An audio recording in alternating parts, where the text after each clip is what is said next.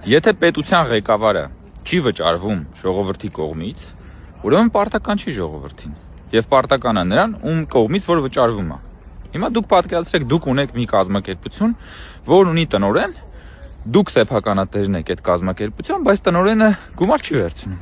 Ում է պարտական տնօրենը, ձեզ պարտական կլինի, թե պարտական չի լինի։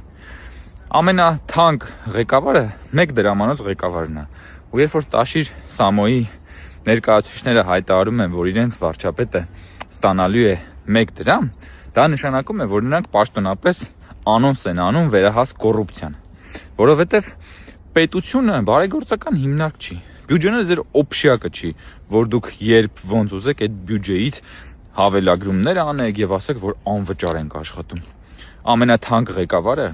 1 դրամանոց ղեկավարն է, որովհետև դու կամ ունես վճարվող իշխանություն կամ գնված իշխանություն։ Ու եթե դու հայտարարում ես, որ պետական բյուջեից աշխատավարձ չես ստանում, նշանակում է, որ դու ժողովրդի գրպանը մտնելու ես սև մուտքից։ Այնքան պարզ է սա, որ հանճարեղ պետք չի լինել հասկանալու համար։ Ես զարմանում եմ, որ այս մարդիկ փորձում են ժողովրդին խաբել այսպիսի պրիմիտիվ եւ տափակ ստերով։